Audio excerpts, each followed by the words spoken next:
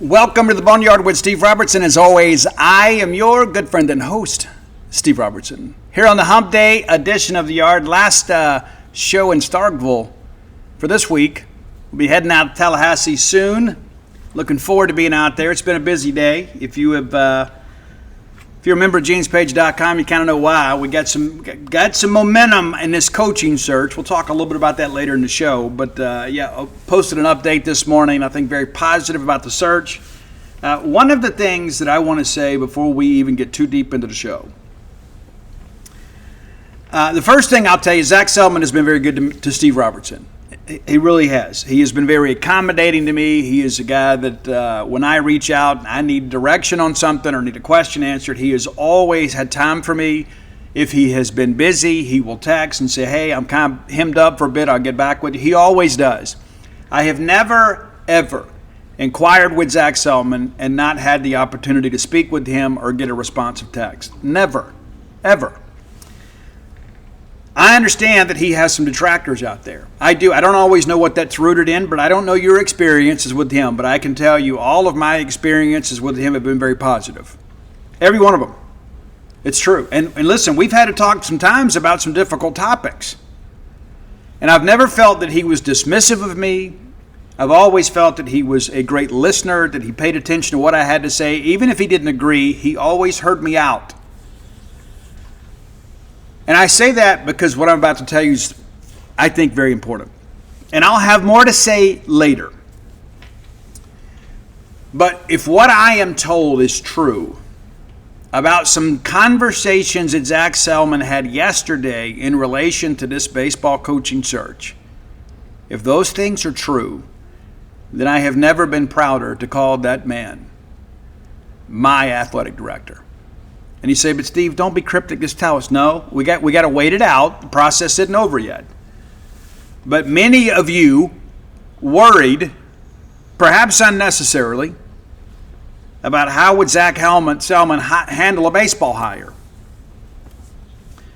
The information that I have is that he has handled this with grace and dignity, and he has doggedly fought for Mississippi State. I can assure you from my own conversations with him, he absolutely understands the importance of this hire. It's not something that he just looked at and said, well, it's just another box to check. And once these details are out, once we get a hire finalized, I'm going to come back and I'm going to tell you everything that I heard. But I want you to know that because I want to give you some assurance, okay? Because I love you. You're listening to this show because you depend on me.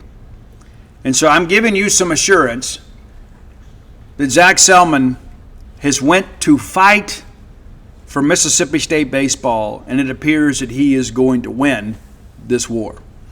Let's thank our friends at Bulldog Burger Company, longtime sponsors of the show. We love Bulldog Burger Company, don't we? I mean, all the choir, all the congregation can say amen. We love Bulldog Burger Company. And we loved them before they were a sponsor on this show. I jumped at the chance to work with them because I only really work with people that I respect.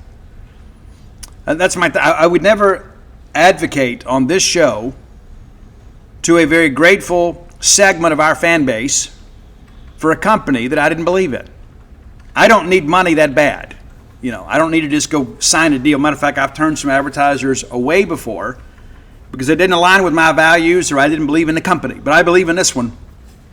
And I did long before they were an advertiser for the show. And I share that with you. I think it's important. There is some integrity in what we do around here.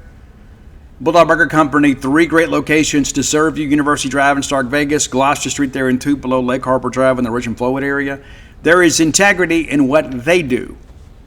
There are a lot of people out there competing for your dining dollar. But I think the Eat With Us group and Bulldog Burger Company have earned your business. Everybody wants your business. But I don't know that anybody does a better job creating a dining experience in the Golden Triangle and now in Central Mississippi than the fine folks with the Eat With Us group. So whether you're in town or on the way to town, chances are you can swing by Bulldog Burger Company and have those spring rolls as your appetizer. They'll make you and everybody around you better looking. Get that great restaurant quality hamburger. You'll be glad you did. One of the fine delicacies we afford ourselves in life. Get that chocolate shake to go.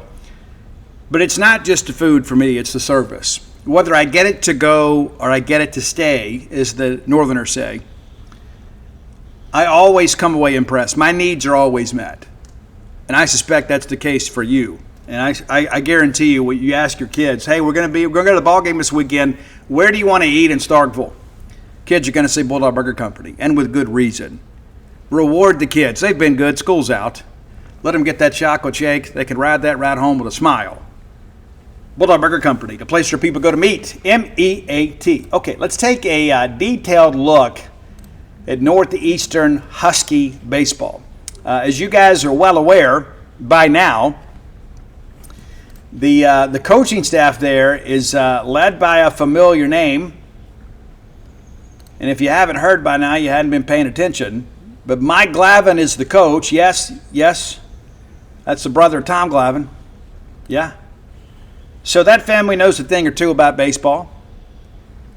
And if memory serves me correct, Mike Glavin got called up to play in the final game of Tom Glavin's career. I think that's correct. Good story. We touched on this a little bit on the Monday show. But, the Huskies have been really good. 48-9, 23-1 at home, 25-2 in their conference. They've won 27 games in a row. Now, there is that segment of our fan base that thinks that we should get, because we have built a big stadium, that we should get an easy path to Omaha. I don't need anybody to lower the hurdles for me, and I don't think Mississippi State baseball does either. But, we're going to be – will you stop? We're about to play a very good team. And, they're red hot. And some of that is a byproduct of their league. But to dismiss them as they are an older team is just being, hey, this is just some mid-major team. That would be incorrect. That would be the wrong line of thinking. As I mentioned, they opened up the year with splitting 2 games against Charlotte. The third game was rained out. They played that exhibition against the Red Sox. They've done that routinely. They take 2 of 3 from Indiana State, who is not as good as they have been. They take 1 of 3 from Hawaii, and Hawaii made a little racket out there earlier this year. They take one of 4. Pardon me, 1 of 4. So a lot of those losses came early. They kind of figured some things out after that series at Hawaii. And again, you factor in all that travel and all that goes along with it. That could be a part of it. But you think about that, you get through the first couple of weeks of the season, and you look up and, okay, you got half your losses already. That's a pretty good spot to be in. Of course, nobody knew it at that time. They sweep San Diego State. That was a 4-game deal. They lose at Bryant, and they sweep Harvard. Now, that'll mean a little more to me next year, as my daughter's going to Harvard Law. Maybe you've heard. And I'll be proud to wear a Harvard Dad hoodie. I've told her that's what I want. That's all I want. There's 2 things I want from the experience. I want the Harvard Dad hoodie, and I want her to graduate with her law degree. Those are 2 things I want. And have a good experience, obviously. So we'll be pulling for Harvard. It'll be our second favorite team. They get by Merrimack. They lose at Boston College. So that's the one of only a couple of Power 5 opponents they play. Boston College kind of also ran in the ACC this year. They take 2 out of 3 from Towson State. They beat UConn, a team that was expected to make the tournament, didn't make the tournament. They sweep Stony Brook. They get back and beat Boston College in the baseball beanpot game. Maybe you guys are familiar with that. It's a bit of a rivalry thing up there. So they split with Boston College. Again, not a great Boston College team, but it's still a team with Power 5 talent. That's a team that eliminated Notre Dame from the ACC tournament. They get 2 of 3 against Campbell. They get Central Connecticut State, who did make the tournament, as you guys are aware. They sweep Hofstra. They get 2 at home against Kansas State. That's a tournament team, too. So not a lot of tournament teams on the schedule. And, again, you play 5 games in a week. If you're Kansas State, because you got to play those midweek games, you play a double midweek on the road in addition to playing your weekend series. And this, of course, is in conference play. So I don't know how deep they went into their pitching depth, but I can assure you the midweek pitching for Kansas State against a team like this, probably a bit of a challenge. I think we probably would all agree with that. But they get Charleston. They take all 3 from Charleston. They sweep Monmouth. They get Harvard again in the baseball beanpot deal at Fenway. They sweep the Blue Hens of Delaware. They get UMass Lowell. They sweep William and Mary. They win again at UConn. They get North Carolina A&T to close out the regular season. And then they sweep through the CAA tournament, the Coastal Athletic Association, and then here we are. And so let's kind of look inside the numbers here. And again, the numbers are pretty gaudy, especially on the pitching side of things. But again, you got to kind of take the text in context, right? We'll start on the hitting side. Now, I've watched 3 games, dialed them up, watched 3 games Monday night and Tuesday morning just to kind of get a feel.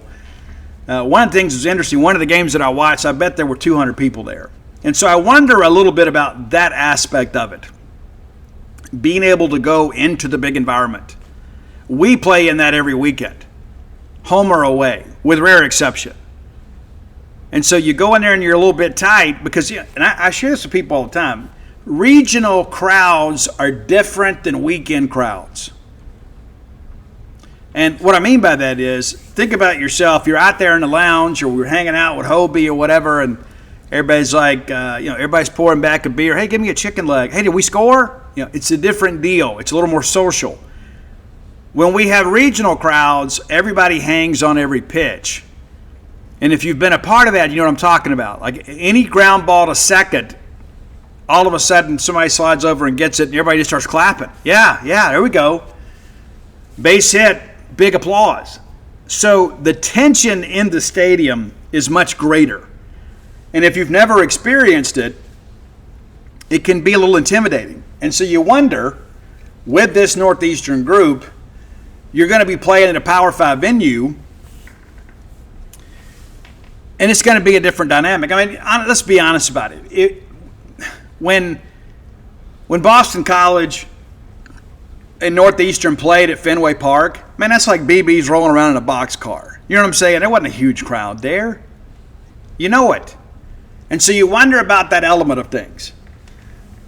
But a kid that really jumps out, and watching him play, and he hit an absolute monster shot against UNC Wilmington in the championship game of their conference tournament. Harrison Feinberg hitting .379, 18 jacks, 66 RBI. A redshirt junior outfielder out of Greenwich, Connecticut. You can't let him beat you. You got to let somebody else beat you. But he's also a guy, too, you can't just say, okay, well, let's just walk him, put him on, because he is also their leading base stealer, 36-39. You got to make him hit your pitch. But he is a guy that's getting a little draft buzz, maybe a little bit later. But he is an intriguing player. And then you got Cam Maldonado hitting .371. He's got 15 jacks and 59 RBI. He's a junior outfielder, too, out of Walcott, Connecticut, product of Hamden Hall Country Day School. Is there a country night school? One wonders. But those are the two leading guys, but they're not the only guys. Just behind them is Jack Goodman out of Medford, Massachusetts, 6 foot, 185-pound infielder, hitting .325. He also has double-digit jacks, 10 jacks, 50 home runs. So they have 3 guys that have hit a ton of home runs. And then you begin to kind of do the math on that.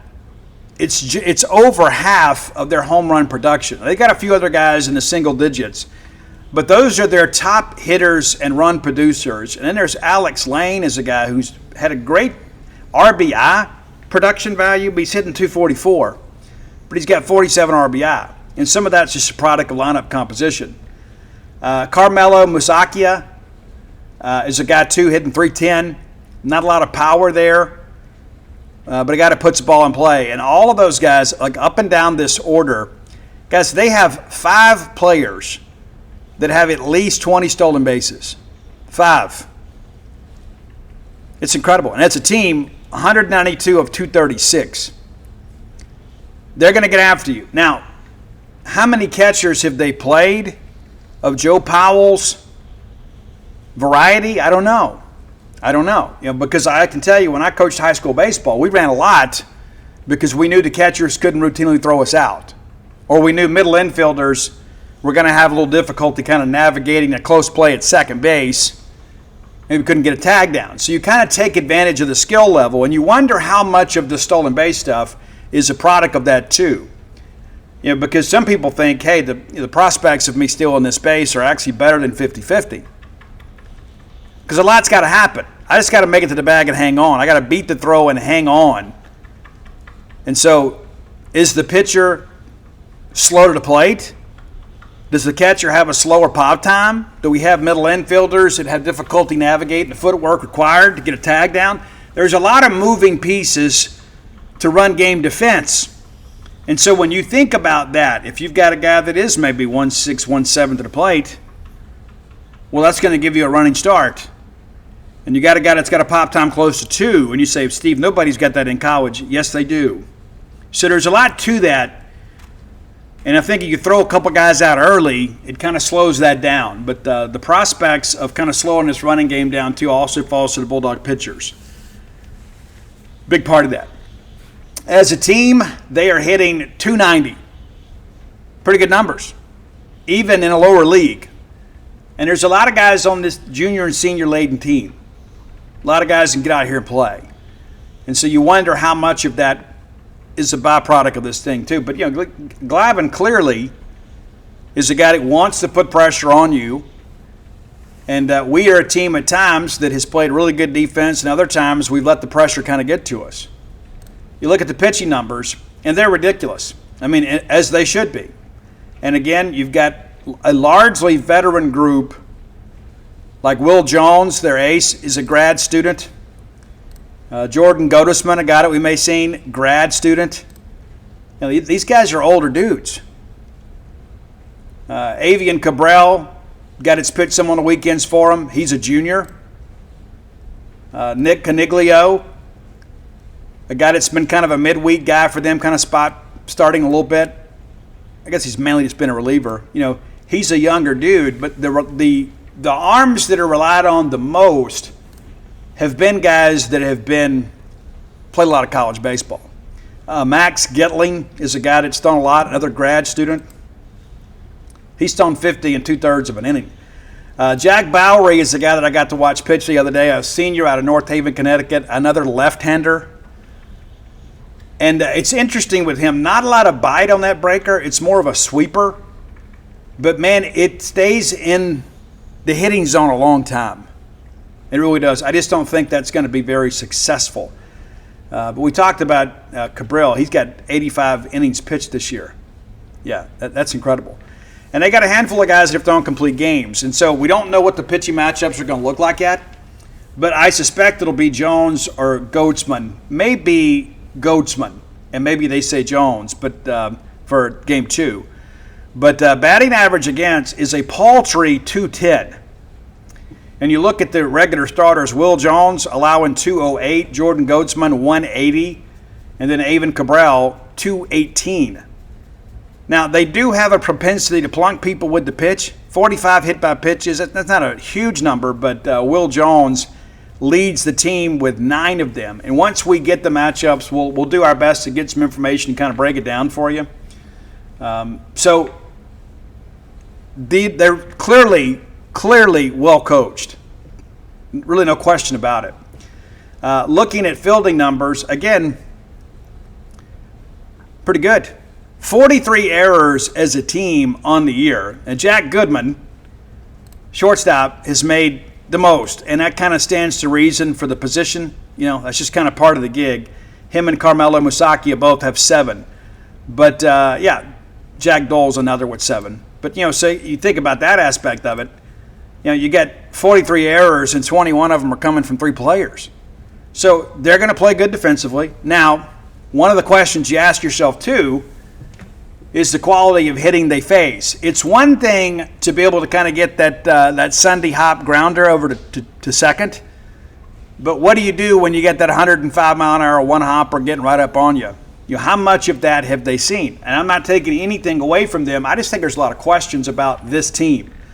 There is no question those guys are used to winning. There is a belief, and belief is difficult to defeat. It is difficult to beat the competitor that believes he cannot lose. Very important, that aspect of it. I don't think there's any question about that.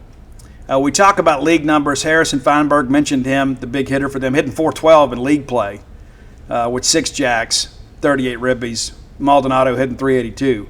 And you'd expect those guys to be better in conference play. Looking at the Will Jones's numbers in conference play, comparable to what he's had everything else. Jordan Goatsman, same thing. They just don't give you much. They're not going to give you a lot. And in addition to that, they're going to play good defense behind them.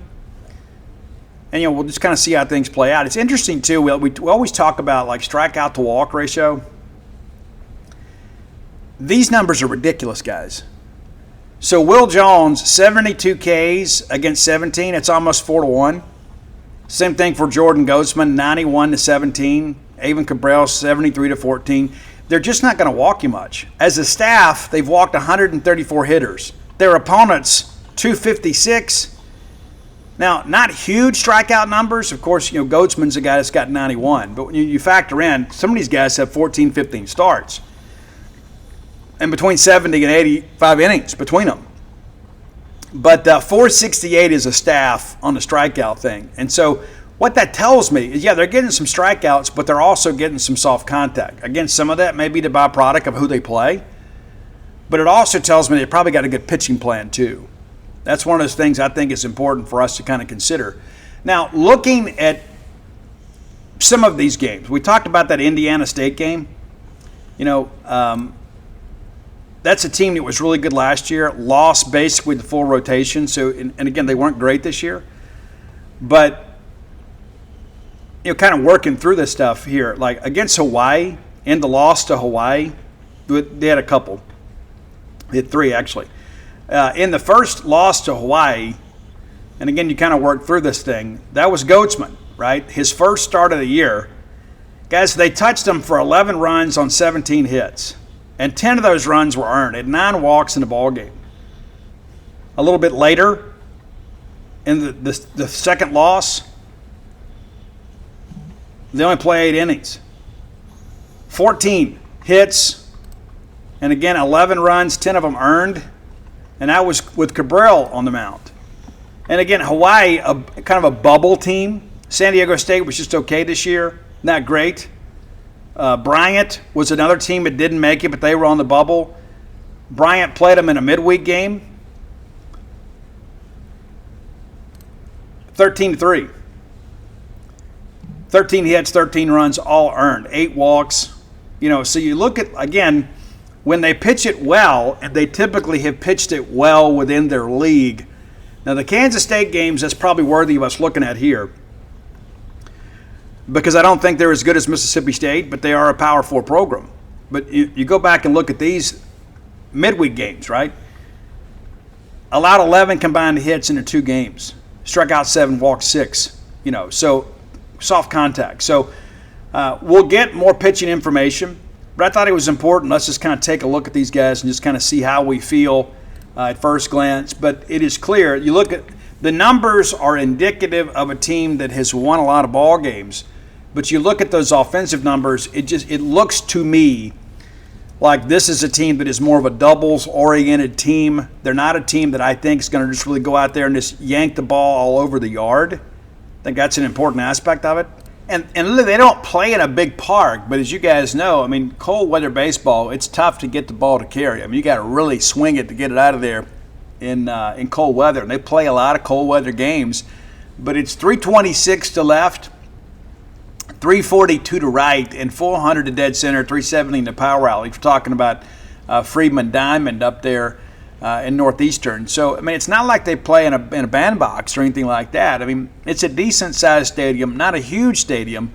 But when you think about these numbers and how many times they have played a warm weather game, you got to respect it a little bit. And I think that's important to understand. And also, cold weather baseball favors pitchers. One of the things, too, that's going to be a little bit different in NCAA play is it's going to be a tighter zone. It typically is. You get better officials. You get the best of the best more times than not. In a lot of these smaller leagues, you got bigger zones. It's kind of how things work. It's just kind of how the product of college baseball. So maybe you got a half ball off the plate at home. Not going to get that here. And it happens to us too. So that's something to consider as we move forward. But, they're going to probably have to handle some first-game jitters. But some of those guys may just be jacked. It's like, hey, I finally got a regional. chance to play a meaningful game against an SEC opponent and kind of show, what we can do. Some of those guys may have been waiting for this moment their whole lives, and so, but you never know. But historically, a lot of times these teams come in and they get a little bit intimidated, I guess, by the moment. And that's not to speak poorly of them. It happens to a lot of people. But, they haven't been to a regional since 2023, and that was the Winston-Salem Regional. Went 0-2. As I mentioned, they hadn't won a game in an NCAA tournament since 1973, and that's back before the advent of regionals. We had district tournaments back then, and they used to play the District 1 tournament at Fenway. How cool was that, man? But, it's been a long time. I guess it's a 14-game losing streak in NCAA tournament play, but this is one of the better teams they've had in school history, so I'm sure they're optimistic about coming out. That 23 team won 44 games. And so that was a really good team too. You start working through all this stuff, and if memory serves me correct, yes, 44 was the previous school record for wins. That 23 team, 44-14 overall, and 20-10 in their league, and finished third in their league, and got an at-large bid, and ended up going to maybe that's the regular season. Maybe they won their tournament. I can't remember. No, they did not. They did not win their tournament that year. They did get an at-large bid and went to Winston-Salem. Again, very, very, very good year for them. They lose to Maryland in a 2-3 game and then get eliminated by George Mason the next day. And so you got to ask yourself, if you're Northeastern, are we just good for around here, or are we really good? Well, we're about to find out. And you're going to go to a place that loves college baseball, Florida State. There's going to be a lot of Bulldogs there. It's going to be a big, big crowd. I think everybody expects that. Be a night game. There'll probably be some Florida State fans that hang around and got all session tickets, and they'll be jacked just because of the fact that it's regional weekend, right? I mean, that's just kind of how things are. So we'll look forward to that. I don't think there's any question about it. I mean, we play all year for these weekends, to play and have an opportunity to get to Omaha. It's something that we're built for. It's not that we don't hope to make the tournament, right? We expect to make the tournament all the time. And I'm just kind of looking here too, just because I'm curious. I was looking here on the stats here, see if I can find this, to see what the biggest crowd they played in front of this year. Looking, and having a tough time here. Even the game by game numbers here. They don't have the attendance. I'm determined to find something here just so we guys can have an idea of what we're looking at here as far as attendance goes. But again, I told you I watched the game the other day, and it was interesting. I bet there was 200 people there. So let's find a home game here that's maybe of the warmer variety. Let's just take a look at this Saturday game against North Carolina A&T. They're going for a sweep. And the attendance was 578. That's a home game, and probably senior day. So 578 fans. It's a much different deal, playing at a Mississippi State or a Florida State. They have 578 for a couple of these games against North Carolina A&T, which makes me wonder if it's just not a default setting. The Thursday night game, to open that final series, the attendance was 161. Let me back up here. Let's see the Boston College game.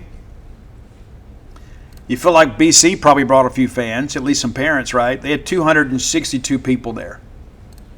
262. And so that gives you a pretty good kind of barometer of kind of what they've had. And so I don't care who you are or where you're from. A lot of people thrive in those environments, but other people are a little bit squeamish. It takes sometimes, if you've never experienced it before, it can be a bit intimidating. All right, let's focus on our player to watch this weekend. We talked about Noah Sullivan earlier this week. I think Evan Sierra is a big part of the weekend, and I think there is a reasonable chance that he starts on Friday, and I'll explain why. Of course, our player to watch is brought to you by closewithblair.com. Blair Chandler is my friend, your friend, our collective friend in the mortgage industry. His phone number, you should know it from memory by now, 601-500-2344. 601-500-2344. Blair's 24 years of experience can be working for you to make the dream of home ownership a reality.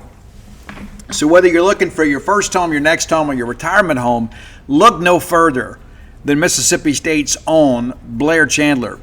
As I mentioned, 24 years of experience. That expertise and know-how can prepare you for a very convoluted process. He will make it very, very easy for you. Send him your documentation and let him kind of take care of everything else. He'll get back with you when he needs to. You don't need to kind of champion your own cause. He'll do it for you. We've had several Boneyard listeners that have closed with Blair. Visit the website, Close with Blair. He is the guy that knows how to get things done. Get that pre-qualification letter. That's a bit of a life hack they don't tell you about when you're young. That way you got your financing approved. Your real estate agent knows exactly what to do at that point. So be a prepared home buyer with Blair Chandler at closewithblair.com. So I mentioned Evan Sierra. I haven't heard one way or another how we're going to handle this, but there's a ton of right-handers in the Northeastern lineup. There's a ton of left-handers in the Florida State lineup. Now, I wonder a little bit about a right-hander with a team as prolific on the base pass as Northeastern has been. They're a team that's going to push the envelope. So you're going to have to do a good job controlling the running game. Of course, the left-hander negates a lot of that stuff. However, Sierra's been so good down the stretch. I think the main thing is just don't let him get on base, right? The best way to keep a guy from stealing second is to don't let him get first. And so I think Sierra may end up being your Friday starter. And again, that's just maybe an uneducated guess right now. But that's how I think I would play it, because I think you got to think about what gives you the best chance to win the regional. Sierra, ton of strikeouts. You get that right-handed spin working a little bit. It's a big deal. And it's righty on righty, right? And then sets up Pico against Florida State, in which we think will be typically like a Friday night game in the SEC, game 2. And we'll talk more about Florida State if we play them in our next show. And again, I don't know if that's late Friday night or Saturday morning, but we will get you a weekend show. And again, thanks to Blair Chandler at closewithblair.com for sponsoring that. Time for today's Top 10 list, brought to you by Calido Guitars. That's CALIDO Guitars.com. You can walk in, you can call in, or you can drop in courtesy of Al Gore's internet and shop online. Exemplary customer service, incredible expertise, great selection, whether you're looking for an acoustic guitar, a classical guitar, an electric guitar, a beginner guitar, a professional guitar, everything guitar related you can get through Calido Guitars. That's cases, gig bags, strings, all the accessories, everything you need to outfit your rig, you can find at Calido Guitars. This is a Mississippi State-owned and operated company out of Lake Jackson, Texas. They have family here in Starkville. They get back from time to time. I've had lunch with the owner. Yeah, cool stuff. So check in with them. I can promise you the guitar player in your life probably needs something, and maybe they're afraid to ask, or maybe they have a birthday coming up, or an anniversary, or anything like that, or Father's Day. I don't know. But rather than go order something online from somebody else, buy it through Calido Guitars, and you're in turn helping Mississippi State. Promo code BSR gets you 10% off your purchase. In addition to that, you get free shipping. If you live outside the state of Texas, you get free sales tax. And there'll be a 5% donation of your purchase price contributed to the Bulldog Excellence Fund. What could you need more than that? Right? It's perfect. Absolutely perfect. So be sure, visit CalidoGuitars.com. Okay, we had to dig a little deep today. Told you guys I had something planned. I did. You know, Northeastern is in Boston. We have done the Rock of Massachusetts.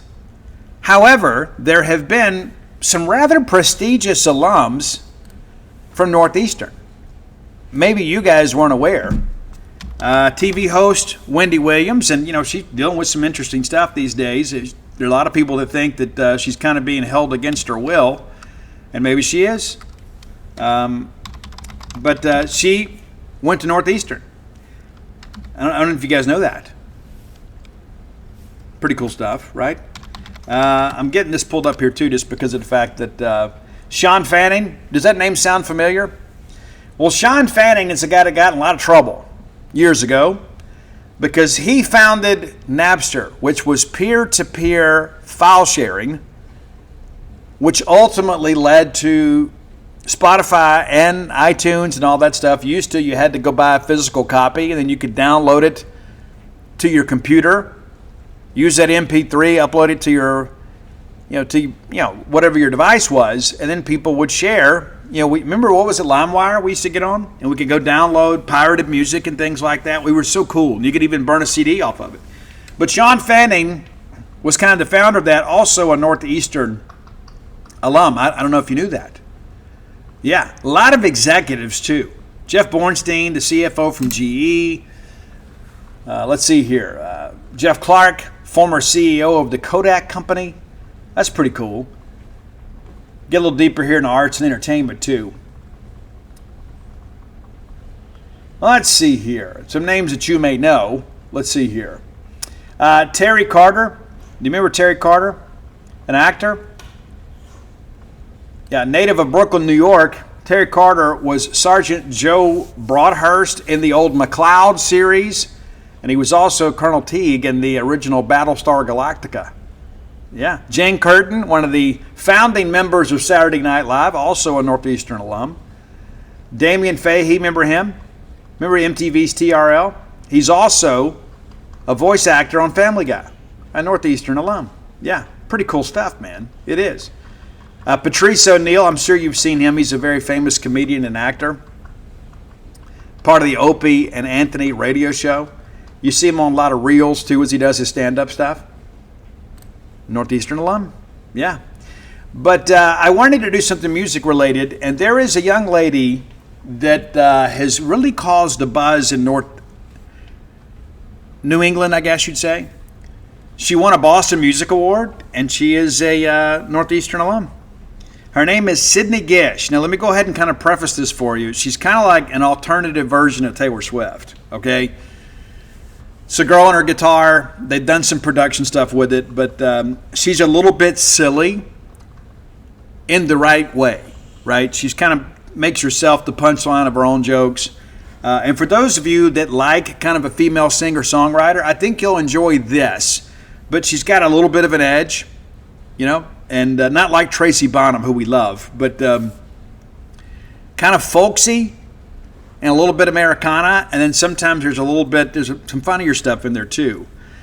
So we're going to run through this quickly, but number 10, we ordinarily don't do covers, but her rendition of Somebody's Baby, right? You know that song? Somebody's Baby, everybody knows that one. Everybody. If you know Fast Times at Ridgemont High, Jackson Brown's old song, Somebody's Baby. Yeah, she covered that, and it's pretty good. It is different, but it's good. Number 9, kind of a tongue-in-cheek song called I Eat Salads Now. That's your number 9 track. Number 8, an interesting one. I think you'll have fun with this one, Where the Sidewalk Ends.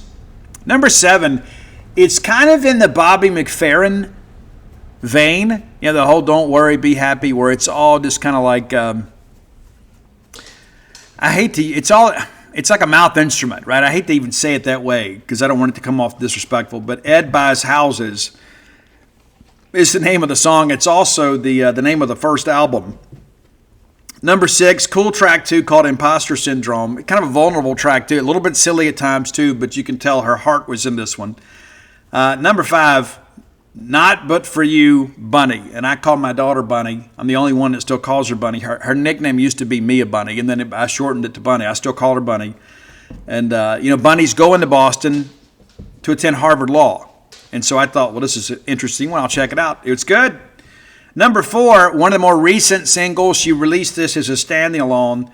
It's Filming School, and I think you'll enjoy that one too. Again, it's kind of silly.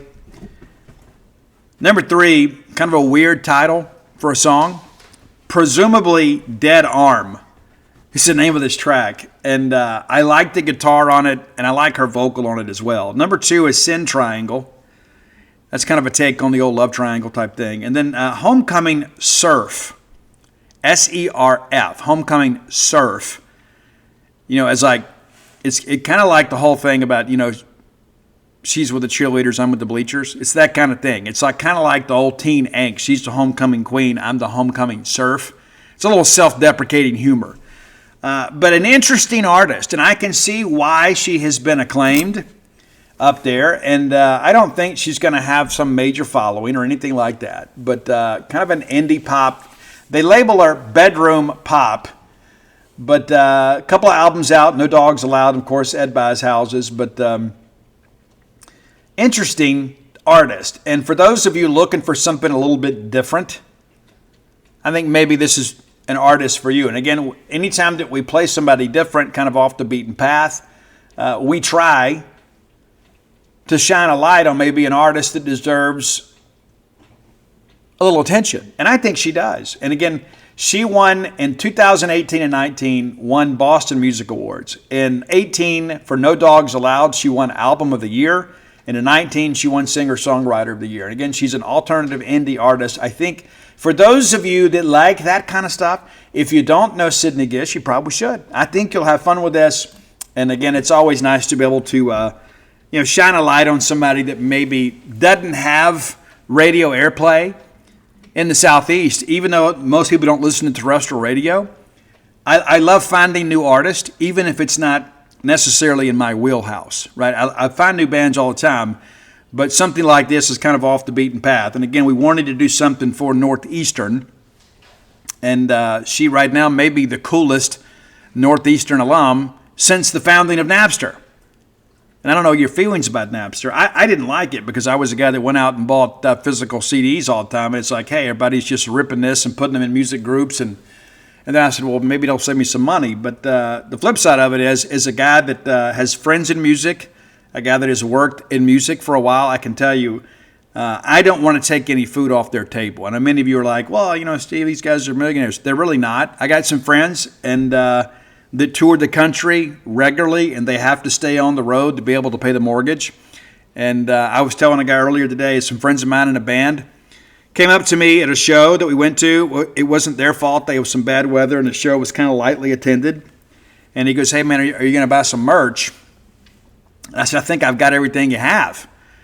And he said, well, we don't have enough gas to get to the next show. That's how desperate it gets sometimes. It's like, hey, we depend on our merch to pay for our meals and to pay for our incidentals. And so that's the life and times these days of musicians. Like you see all this stuff on television. There's a lot of credit card millionaires driving leased BMWs kind of fronting on the gram. And there's some other people that are ultra successful. But there are a lot of other people out there that it is a real chore to keep the show on the road. And there are a lot of bands these days that are canceling shows due to low ticket sales because they just simply can't afford to hit the trail. And Live Nation and Ticketmaster and all these people add all these fees. It's gotten to be so expensive to go to shows. So when you get a chance and you go to a show and enjoy some live music, let me encourage you to buy some merch, even if it's just a T-shirt. I'm not saying you got to go out and buy the whole outfit, but maybe buy a shirt as a gift to somebody that couldn't make the show. Buy some bumper stickers, or just go drop $20, man, in the jar. Go help those people because it's a dream for so many of them, and there's not a lot of people getting rich in music these days. And I share that out of love and respect for the artistry that they put together. And I think if we didn't have live music to enjoy, and there's so many people out there nowadays, you can record at home, so it's kind of watered down the industry. But when your favorite bands are touring in your neck of the woods, I'd encourage you to go because it may be the last time you get to see them. Simple as that. And again, thanks as always to Kalito Guitars. All right, next segment of the show brought to you by Campus Bookmart, a Starkvillian institution. We love Campus Bookmart, and why? Because they have what we want. We can never get enough Mississippi State merch. We can't. Doesn't matter if it's clothing, doesn't matter if it's gift ideas, stuff for wall art, whatever, anything Mississippi State related, we want it, and we can find it at Campus Bookmart. Miss Kathy Brown does an amazing job outfitting that operation with the latest in Mississippi State wares. Next time you're in town, go by and check them out. See their smiling faces. I tend to get the complimentary hug when I go in. Maybe it's just me. I don't think that it is, but whether you get the hug or not, you're going to get incredible service from other Mississippi State Bulldogs that ride the wave of emotion just like you do. If you can't make it to town and you'd like to support a Starkville business, which we're huge proponents of, visit them at campusbookmart.net and use promo code BSR, which stands for Beautiful Steve Robertson. That gets you free shipping on all orders over $75. Any order less than 75 bones, absolutely incomplete. One plug, too. If you've recently had a Mississippi State graduate, get the diploma frame from Campus Bookmart. Great selection. You'll be glad you did. It is a timeless gift. And let's not forget, too, Mom, you always want to get some outfits for vacation for the kids. Let's not forget to get some Mississippi State gear. Look no further than Campus Bookmart. All right, we've got a official visit weekend coming up this weekend in football, and the Big Dog Camp's going to take place. I will be in Tallahassee, Florida, but Jacob Bain and Rion Young will be holding down the fort, and we expected to have about a dozen visitors this weekend. That list has been trimmed to 8. I want to run those down for you. And it seems like we got so much going on. It's like we're not even playing ball right now, right? We hadn't played a game in over a week. And that there's still so much going on. There's the coaching search. We'll talk about that in our final segment. But in addition to that, life goes on with other sports. So 8 official visitors expected to be here tomorrow, and that those visits will run through Saturday morning. But Cameron Wilson out of Miami Southridge, a defensive lineman, he is currently committed to Syracuse. Made that decision some time ago. However, it is a commitment in word more so than deed, as he has a full schedule of visits set. Going to see Mississippi State this weekend, then he'll head to Nebraska. Then he goes to Syracuse, then to South Florida, then to Florida State. I think Syracuse is going to have a tough time hanging on to him. I think it's a situation where this young man just simply made a reservation rather than a true commitment. I mean, that's how it works. A lot of these guys just want to get something done to ensure they have something while they navigate through this process. But he's a 6'5", 210-pound edge, very rangy guy, and I don't know that his ranking is maybe commensurate with his ability. I mean, you look at him on tape and you think about, hey, 6'5", 210, incredible wingspan. After 2 years in a college weight room, that's probably 6'5", 235, 240 of good weight. You'd like to be able to get a guy you put weight on rather than take weight off. But, yeah, he's an intriguing name. Jordan Crutchfield.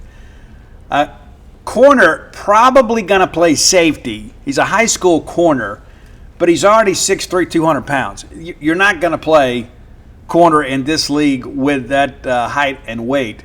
Over 30 offers. Mississippi State, 1 of 3 visits. He'll see State this weekend, then head to Kentucky and then Louisville. A lot of chatter early on that Kentucky was probably the favorite. He's out of Fort Pierce Westwood High School in Fort Pierce, Florida. One of those Corey Bell recruits there, as is Cameron Wilson. But an intriguing guy, and you want to see, hey, 6'3", 200 pounds, what's he going to look like after a couple of years in the college weight room? Is he 225? Is he 230? Does he go to strong safety? Does he end up going to maybe be a Willie guy, weak side linebacker? I don't know. But I like the tape. I like the offer sheet. It's tough to validate all that, but when you see the official visits pop up, like everybody offers in the beginning, they get into boat offers, but when you start seeing visits lined up, that's what you want to track. That's how you can tell who is really serious about a kid and what schools the kid is seriously considering. It's interesting, you don't get 5 official visits anymore. It's unlimited for both the schools and the players, so that's going to be very expensive for everybody involved other than the players. It's going to see a lot of trips, but Crutchfield trying to make a decision at some point this summer. Chris Carbon, a young man that I spoke to, set up his profile page when he first ranged out, another edge out of Hillgrove High School in Powder Springs, Georgia. Chris is another guy that started out kind of humbly with this process, not really knowing what to expect, kind of had his eyes wide open, not sure what options he was going to have. Got over 30 offers now. He'll see State this weekend, then head to Georgia Tech, and then Baylor. We feel like Georgia Tech is the favorite at this point, close to home. And Coach Key and those guys doing some good things. However, David Turner trying to get in there and do some cool things. And we'll see what happens with that. But, yeah, another long, lean, rangy edge guy that you could line up at a 7 technique and just kind of turn loose. TJ Umanora, yes, his dad played at Troy, played for the Giants, made a couple Pro Bowls, won a couple Super Bowls. TJ, not the same kind of kid. He's a 6'1", 185-pound defensive back, listed as a corner, a guy that may be able to play the boundary, but will likely grow into a safety. We'll see. And not to mention, I mean, 6'1", 185. He may be 6 foot 175, you know. But we'll see. You watch the tape. The bloodlines are good. Feel good about him. But he's another guy, too, that obviously is going to have some opportunities. The ranking kind of is intriguing to me. 247 has him as an 87, but he's a composite of 86. You know, so a lot of people maybe are not on the bandwagon yet, but he's got right at 30 offers. He has already taken an official visit to Northwestern. He'll see State this weekend, then head to Auburn, and then Michigan State. His dad played at Troy. Troy, the only offer that he had. So he clearly made the most of it. But TJ obviously had more opportunities. We'll see what happens with him. And it's important to understand these visit schedules are pretty much written in sand. Because, you know, some of those visits set for late June to Mississippi State and 2 other places will probably change because of the fact guys are going to make decisions. And they're going to be pressured to kind of keep those decisions and keep those commitments. And that's an interesting dynamic of this thing, too. Because, you know, what's set for today may not be set for tomorrow. You may say, hey, Steve, we're only going to take 3 high school defensive linemen. You may have them before June 20th, and so you may decide not to bring those kids in. We'll just see, right? You don't have to manage it with the same scrutiny you did years ago because used to you'd have a limit of how many kids you could bring in. But interesting. Caleb Morris, another young man. I remember setting up his profile, speaking to him. He was another guy that was pretty wide-eyed about the process. 6'4", 250. We expect him to slide inside and play on the interior. Plays kind of outside, plays some 5-tech for them. At times they'll stand him up. But he will be a 300-pounder. He probably doesn't want to hear that, but he will be a 300-pounder. Now, I'm not sure if State pushes for him just yet, but I like the tape. If we did take him, I wouldn't hate it, but I think it's one of those situations I'd probably want to see him a little bit more this fall. That's me, but the way the calendar's working and recruiting these days, you can ill afford to just sit back and say, we'll take a wait-and-see approach. Now, he will see State this weekend, then head to Florida Atlantic. He'll visit Houston University on June 12th, and then head to Tulane. 25 offers. You know, this is another guy with plenty of options, but mainly from the G5. Terrence Pennick is the guy we had a feature on earlier this week. If you're a Gene's Page subscriber, you were able to read that. He hadn't done much media. We're fortunate to get him on the phone. And another guy that's got, you know, over a dozen options right now. The only official visit that we're aware of is this weekend to Mississippi State. Offer sheet, not really impressive, and he's a guy, too. I'm not exactly sure what he is long-term. He's 6'3", 200, and he appears that he can get out and cover a little bit, but I wonder if he's not an edge. That's one of those things we've got to project, right? Is he going to be an edge? And he's a little bit of a tweener right now. But, you know, this is a guy, again, about a dozen options, but not sure how many backers we're going to take in this class, but I like the safety prospects. And speaking of those guys, there's another guy we got coming in, Antavius Watts. Another guy with about a dozen options. State is the biggest offer. I don't think you have to take him now unless you're just dead set that this is the guy. But the thing that I always tell myself, you know, we're not that much smarter than everybody else. Now, what I mean by that is when you've got kids in the Southeast and you're the only SEC school to offer, they're not a home state kid that's kind of grown up coming to camps and things of that nature, you know, maybe you're overvaluing them as a prospect. I'm a firm believer in the true options matter, because any kid can go out there and put a graphic together and, got an offer from this school and that school. And I can tell you that, like, there's one particular school in Florida outside of Tallahassee, ironically. If a coach came by and says, hey, we'd love to have you, they considered that an offer. Every coaching staff's a little bit different, I guess. Melvin Smith used to tell me there's nothing wrong with a kid believing he has an offer from Mississippi State. That doesn't hurt us at all. I used to get upset. We'd lose a kid, and they'd say, oh, you beat Mississippi State. It's like, well, what does it really matter, right? I just didn't like the bad press. But that's something to kind of consider, too. A lot of these offers can't be substantiated. Guys, when they get their official offers, a lot of times they'll tweet out the official offer graphic, and you kind of say, okay, well, that's real.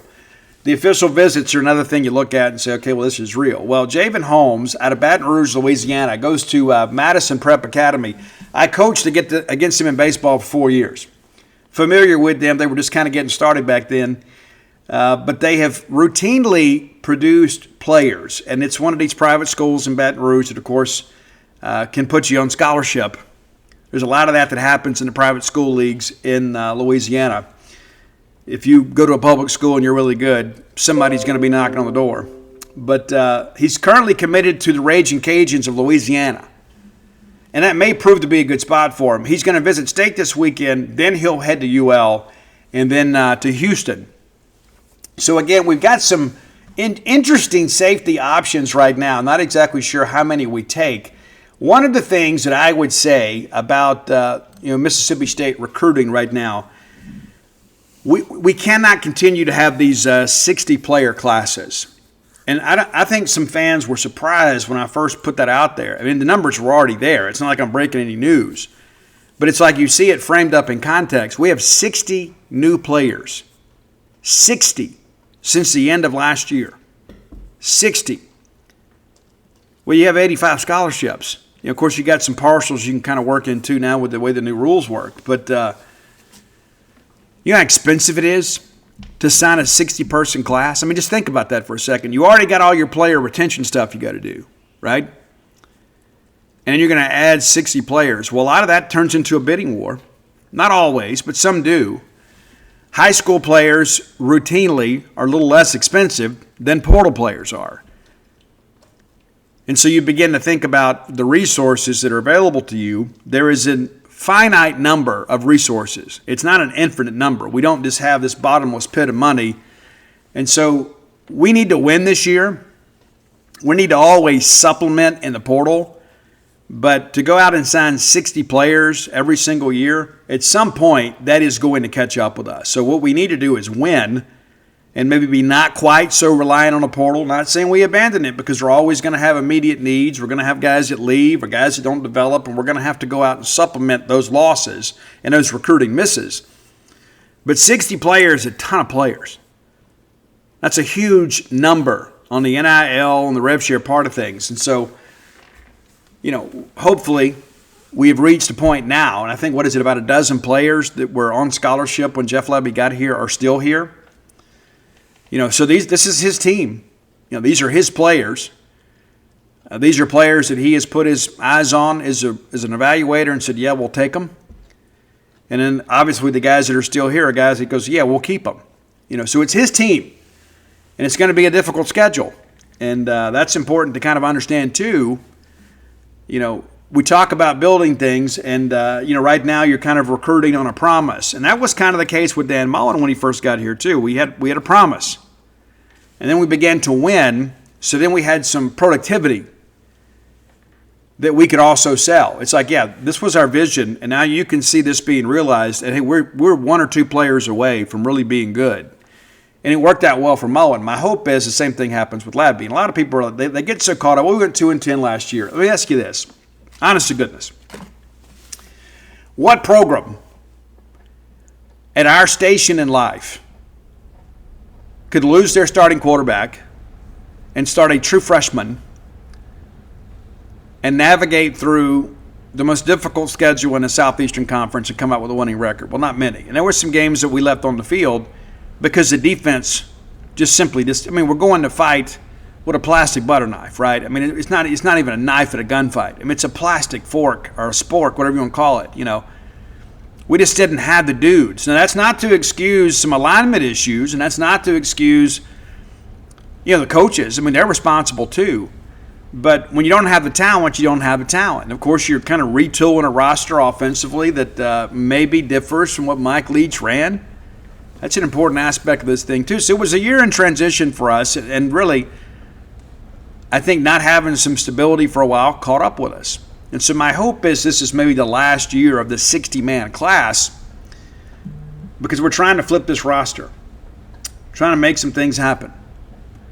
And these official visit weekends are going to be important. Again, I'm not going to be around, but we've got 8 guys coming in. We got phone numbers on everybody. We've ran previews, I think, on 7 of the 8 so far. So we know how to get in contact with them. And if they commit, obviously we'll be able to have that for you too. But I don't want that to get lost in all of the baseball talk, because this is an important week for us on the football front. May get a couple commitments. Next week you got a bunch of big camps. Not going to host prospects officially next weekend.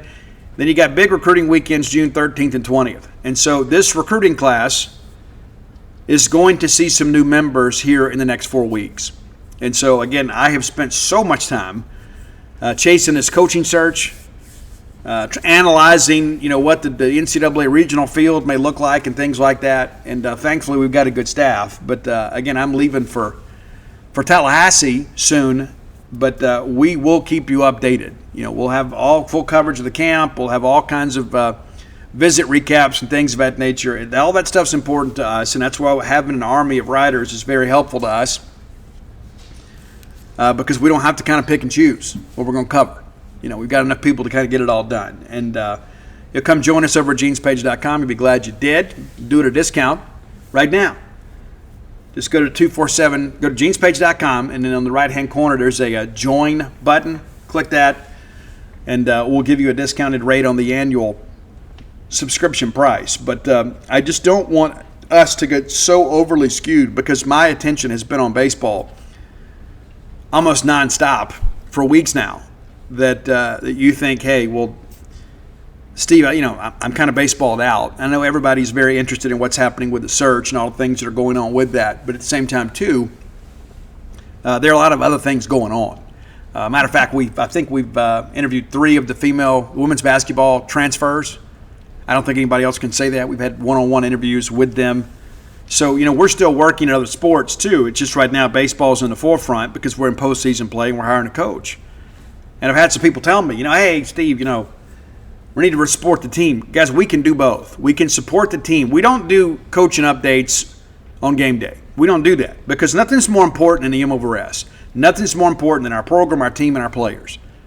But we can't just ignore the coaching search. That's what's driving the bus. Everybody's like, hey, I can do both. I can root for this team and hope they get to Omaha, and I can be excited about the fact that we're about to have new leadership. And we're going to talk about that some in the final segment of the show. I'll kind of share with you kind of what I've done. I'm going to be very honest with you, kind of how I feel about a lot of things, and kind of what I've seen and heard, and some things that we put behind a paywall I think you guys would be interested in. But the first thing that I'll tell you about that is nothing's done yet. There are some things that look promising, but nothing is done yet. All right, final segment of the show brought to you by the Stark Vegas Clubhouse. We love the Stark Vegas Clubhouse. We stayed there for New Year's and had a blast. Just 5 minutes away from the Mississippi State campus. Out past the Highlands, you get the full-service kitchen. You get the wet bar. You get the back porch area, the fire pit area, 6 bedrooms, 2, soon-to-be 3 baths. There's no better place to stay in the Golden Triangle. And how many times have you thought, man, wouldn't it be great if we could have everybody under one roof? Well, you just about can. I don't know how big your family is, but you can. So instead of having everybody spread all over the place, all over Oktibbeha County or even over in the Golden Triangle out at West Point or Columbus, or even down to Louisville, whatever we want to call it these days. But wouldn't it be great to just have everybody together? You could do your tailgating right there. Mom, dad, everybody can get together to do all the, the fixings together. You can enjoy your meal, not have to carry everything to campus, and you'll have more time in between the big times to kind of recreate. We had a ball when we went. I didn't want to leave because I don't. When's the chance that we're going to be able to do this again? for Dana and I to have all the kids, all the grandkids under one roof at the same time. You take those moments for granted when they're growing up because you think, well, they'll be back. Well, then what happens is they begin their new lives. They move to another state or another city, and they get involved with new friends, and they don't come home as often. And you get busy yourself. You don't go see them as often. That's how it works. And so when we get a chance to congregate together as a family, it is a special time for us. Plan a special time for yourself at the Stark Vegas Clubhouse. Now, Google Stark Vegas Clubhouse. When you do, some booking options are going to pop up. Airbnb, VRBO, you can go that route if you want to. Or you can book through the Evolve website and save a little money. Promo code BSR10. That's beautiful Steve Robertson, the number 10, the BSR10. Gets you 10% off your stay. You can check out their Facebook page, pictures of all the amenities available to you and your guests. It is a fantastic place to stay. And it's so incredibly convenient for a ball game weekend. But you know what? If you've got some vacation time, maybe you're not going to take the big trip this year. Or maybe you're just thinking, you know what, let's just kind of be low-key. Come to Starkville. It's one of your favorite cities anyway. Get everybody together. Let the cousins get together. Let them enjoy playing together. And you got plenty of room out there for parking. Not a lot of neighbors. There's a lot of peace and quiet out there. We don't want you throwing a rager. But it is a place where you can go and just have some peace and quiet. And that's always an important thing in life. The Stark Vegas Clubhouse, the best place to stay in the Golden Triangle. All right, let's talk a little coaching search. All right, the first thing I'm going to tell you again, nothing's final. Okay, a lot of people sometimes get the cart before the horse and they're thinking, okay, this is done. Guys, just a few days ago, we had reputable sources telling us they expected Brian O'Connor to stay at Virginia. And you know what? He may. He may. Until this thing is done, anything is possible. Now, this morning I reported, based on incredible sourcing over on genespage.com, that Brian O'Connor remained a very serious candidate for the Mississippi State job. That's true. He is. There have been some ongoing discussions. There have been other candidates that have been contacted, obviously. There have been other candidates that have been interviewed. But until we have a signed deal in place, the search continues. And so I encourage you not to let your emotions run wild. I know that's kind of like herding cats, right? Because you want to get excited, right? You do. And my honest opinion is this search does not get beyond Dan Fitzgerald at Kansas. I think he is a very safe hire. I think he would be a very good hire, but he is not a hire that I think is going to move the needle with the average college baseball fan. They just kind of got limited knowledge of him. He was the guy that helped Dan Hefner build Dallas Baptist into a G5 power. He's a hitting coach there forever and a day. Went to LSU, was part of the staff there that helped put that roster together to win the 2023 National Championship. Wasn't there long before he got a head coaching job at Kansas. Now, he has worked the junior college ranks very hard. And I'll tell you this, I got a text just yesterday from a former Diamond Dog parent whose son was recruited by Kansas, and Fitzgerald was a part of that. And they had some very, very nice things to say to this individual. Said, hey, if you don't come to Kansas, we hear you may be going to Mississippi State, but if you don't come here, go to Mississippi State. It's a great experience. We would love that for you. And it says a lot about the class of that organization. Now, at this point, I don't think the search is going to get to Dan Fitzgerald. I think we have another candidate, maybe two, that are ahead of him. But I think, as many people have said to me, if Dan Fitzgerald is the floor of the Mississippi State search, that you have done exceptionally well. Another Power 4 coach. And that's one. There hadn't been a whole lot of that, right? But we did it with John Cohen. We did it with Chris Lemonis. First-year head coaches, the last couple of brand-new head coaches we've had in baseball hadn't worked out exceptionally well. I mean, the Canizaro thing was working in some respects. But, yeah, that's what works for us. I mean, Ron Polk was a sitting head coach. We hired him. Well, I guess at that point he wasn't. He had been a head coach. But it's interesting, how life works in that respect. And when you've got a job this big with so many demands on you, need a coach that already kind of has an infrastructure in place. Now, Brian O'Connor is a name that was mentioned day 2 of the search. And he is a name that has consistently been mentioned as a priority candidate. He's a guy that's won an AFL championship. There's only 7 active coaches that have won an AFL championship. Chris Simonis doesn't have a job, or he'd be number 8. There's not a lot of those guys out there that you can hire that have a national championship under their belt. Brian O'Connor, this cycle, is the biggest name in the coaching carousel. Now, again, as I reported a couple days ago, there were some very reputable sources. I even posted a screenshot of the text so people would understand that it wasn't just something that I was just kind of pulling out of thin air. Somebody has said, hey, pretty confident he's going to stay at Virginia. Had somebody else, another source in college baseball, said, yeah, I think he's going to end up staying. Less than 24 hours later, we find out he hadn't made a decision and is still considering Mississippi State's offer. Now, one of the things that I'm going to tell you is the financial commitment that your administration is making to ensure that the next coach has all the resources necessary to win another national championship for you. They've been allocated. Dr. Keenum, his staff, have done everything they can do to give Zach Selman all the tools he needs to work with to get Mississippi State baseball where it should be. And Dr. Keenum has been criticized many times by some of you, and a lot of times unfairly. I can assure you, as somebody that has had several interactions with Dr. Keenum, he wants Mississippi State to win in every aspect. He's a former student athlete himself. He wants Mississippi State to compete for championships, not just field a competitive team, but to compete for championships. He has shared many times with me one of the greatest days of his life was Mississippi State winning an AFL championship in baseball, finally, right? But we all, if you were like me, I'm like, okay, now that we've broken the seal on this thing, let's run it up. We've kind of cracked the code. And I thought maybe a second NAFL championship was coming within 5 years. I guess technically it still could. I mean, we could do it this year. Unexpected, we could, theoretically. You could do it next year. But the reality of it is the thing that excites me the most, and it's one of the things that we've talked about on this show, is that everything that we do has to be at an AFL championship standard. We have to convey those expectations. We're not hiring you just so we can spend a bunch of money to go to a road regional. That's not our goal. It's not even a foundational standard. We want to host.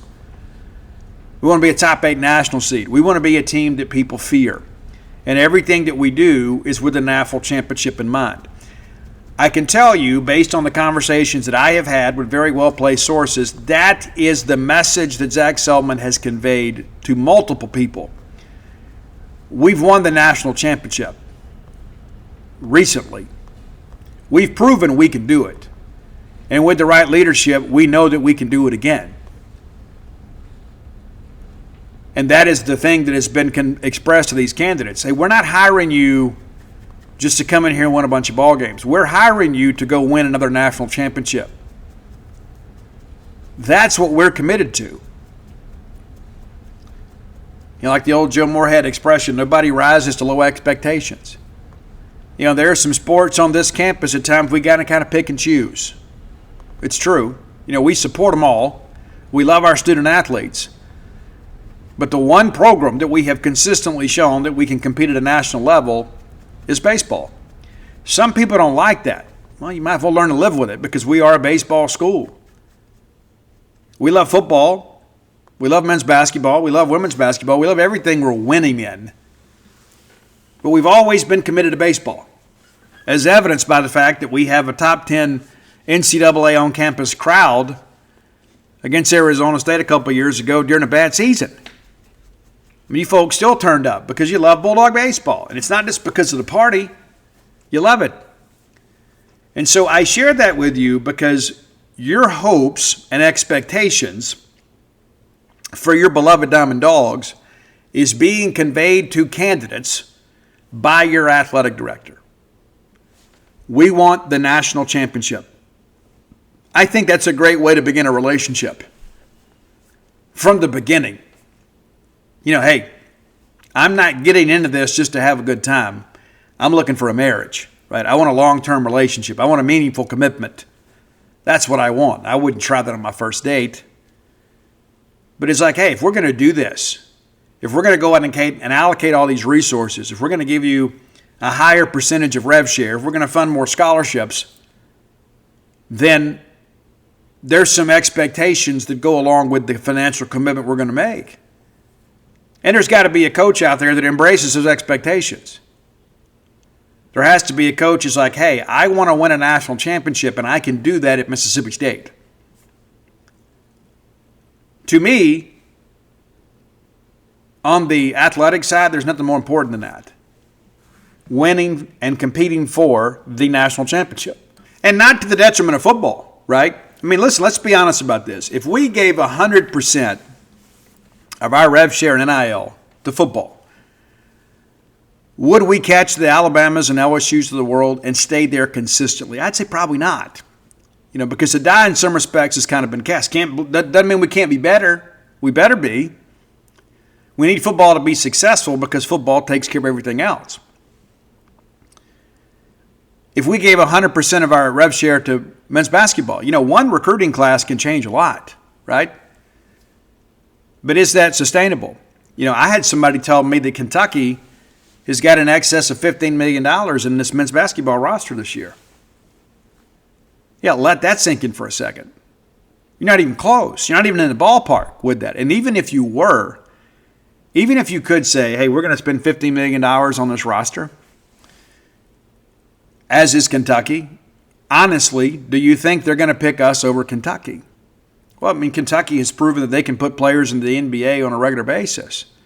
Kentucky has proven that they can play deep in an NCAA tournament on a regular basis. So no, even if we overpaid, we're more than likely not going to be the choice. And I know that it hurts some feelings, but that's the reality of things.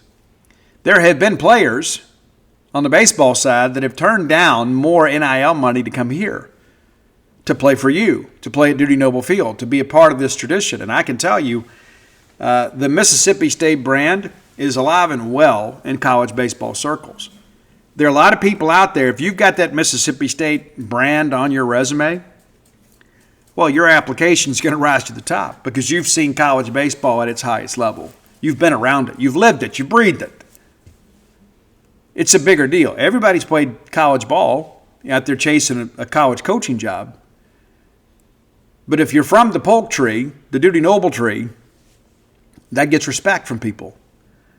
And so, listen, I don't know what your favorite sport is, but I want us to win in it. I do. But we have some difficult decisions to make about how we're going to allocate resources. And the question that I ask of you is, what's the best use of our money? Where can we consistently compete for things on a national level? I hope that we do it in football. Hope.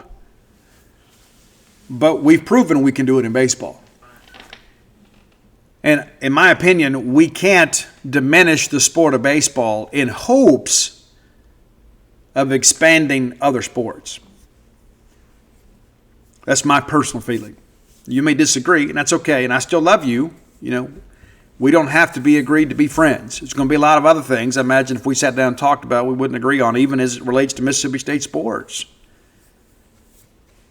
And so I'm happy to hear that we're making the financial commitment necessary on a salary, rev share, and scholarship standpoint to ensure that when a new coach gets here, you're going to give him a chance. You're going to give him a chance to do some big things. Also of note, before we get out of here, the SEC spring meetings are taking place down in Destin. Now, it used to be just kind of a vacation. They'd go down and kind of talk about, hey, we're going to do this year. What do you guys think about this? There's some real hard issues that are being debated down there. And I understand that the chancellors and presidents meeting on Thursday is going to be a knockdown drag-out. Part of that is everybody in the SEC is being asked, hey, we need to all kind of sign an affirmation agreement that we are in one accord about these issues. And I understand there's a school, maybe two, within the league that is kind of giving some blowback about that. Yeah, they're going to talk about the football scheduling. I'm told they do not have the votes to go to the 9-game SEC schedule. And again, I'm adamantly opposed to that. I don't know what we gain from that. And as I've shared many times before, the proposed model does not eliminate the East Tennessee State game. It eliminates the Power 5 mandate. Somebody ran the numbers on that, what the records were, SEC schools in those Power 5 games, and it's very favorable. If we play a 9th SEC game, we are guaranteed 8 wins and 8 losses. If we play the Power 5 mandate, we got a chance to win all 16 of them. And so when you think about polishing up a postseason resume, you may have a team on the bubble of making the playoff, and then you play that extra SEC game, you might shoot yourself in the foot. Not to mention, you think about, ESPN's our media partner. What did they gain from the 9th SEC game at the expense of the Power 5 mandate? The Power 5 mandate sets up matchups you don't see very often. We played Arizona and Arizona State.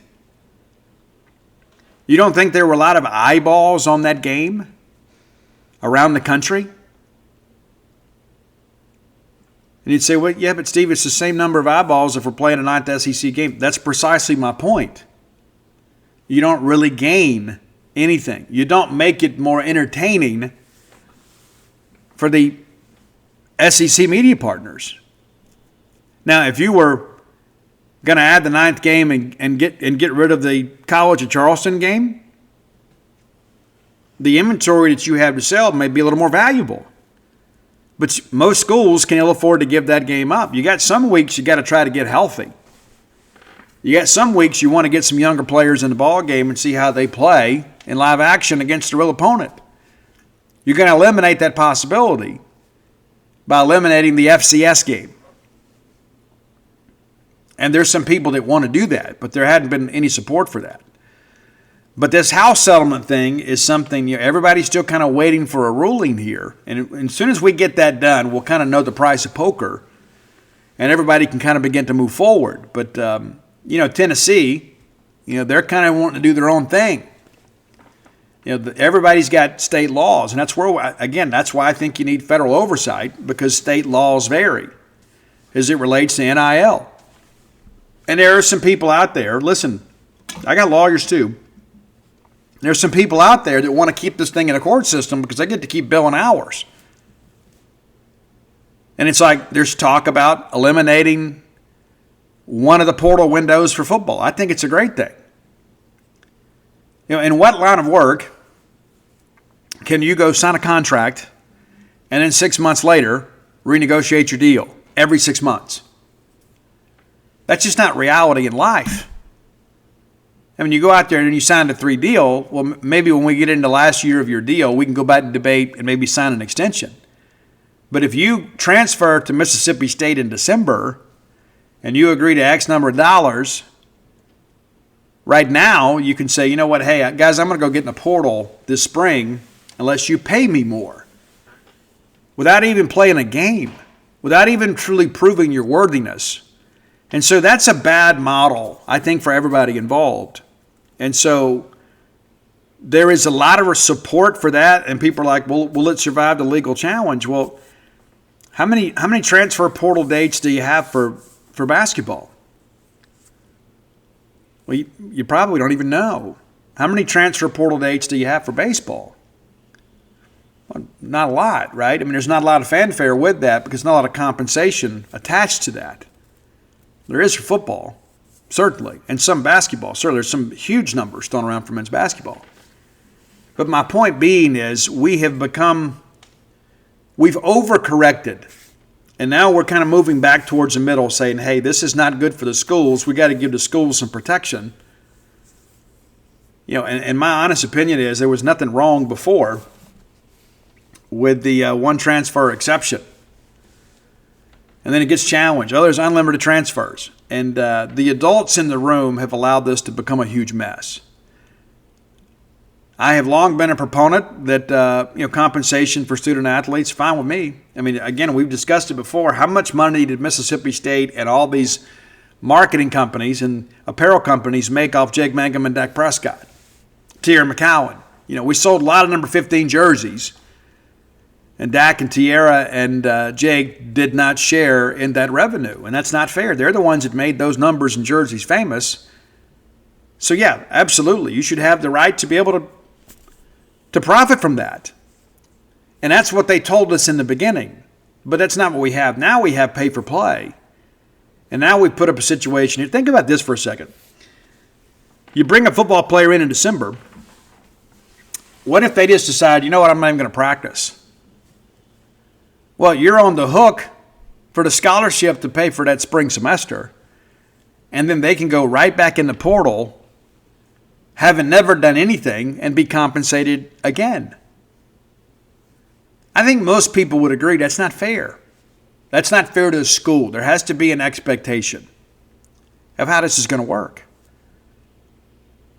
Because the NIL cannot be one of these things that, is about playing time or accomplishments. And maybe it should be. Maybe there should be a collective bargaining agreement where there's a bonus structure. Hey, you make the starting roster, you get a retention bonus. And there's some of that already in place. Hey, you score X number of touchdowns, you get a bonus.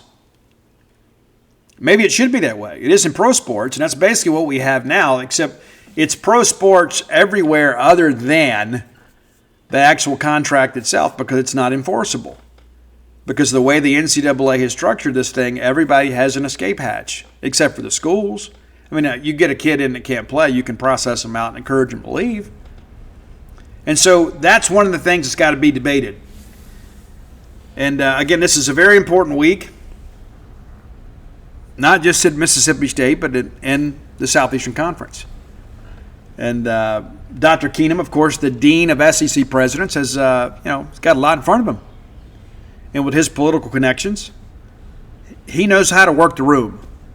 Now, this is a guy that understands being a diplomat, but also a guy, too, that understands how to stick to his principles. And so I think the SEC is in good hands with Dr. Keenum and Greg Sankey. And Greg's comments this week were rather pointed, that he's the one that's up there always having to answer the questions when he thinks he's speaking for all of us. When in fact he's not speaking for all of us, but he wishes that he was. And so I share that with you because with all that we have going on in the Big Maroon bubble right now, there is a bigger story out there. We get very Mississippi State centric and think, Steve, just tell me everything you know about the coaching search. And I do my best to do that. But this meeting this week could be very, very important. And again, there's a lot of talk that the Big Ten and the SEC at some point are going to break away from the NCAA. And that's one of the things that makes me kind of wonder, too, what does that do to the House settlement? Because that was against the NCAA and its member institutions. I mean, that you'll have a precedent set, but, could the Big Ten and the SEC form this super conference and then privatize and set it up differently? I don't know. But there's been a lot of evolution in college athletics. Not all of it has been good.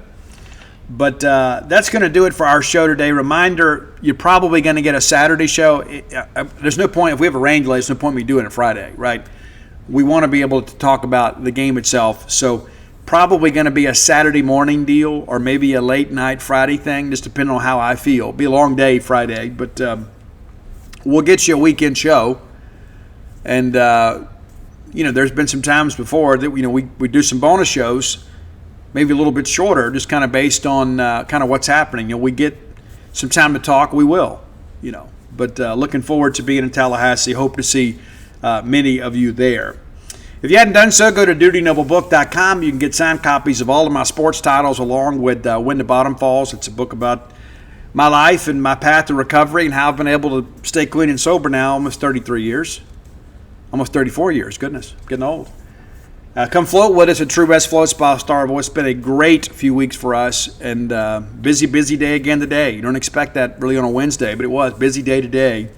Dial 662-268-7601. You can speak directly to my lovely wife, Dana. She can answer any questions you have. You can book online by downloading the True Rest app. We look forward to you coming in. If you've got chronic anxiety or pain, we may be able to help you. But, if you just need a break and a mental reset, floating could be for you. Come check it out. You'll be glad you did. It's not like floating in your swimming pool either. It's a much different process. And come join us over at genespage.com. That's it for today. See you guys on the flip side. Until next time, let's all live our lives in a way we make more friends than enemies, and people can see a difference in the way we live.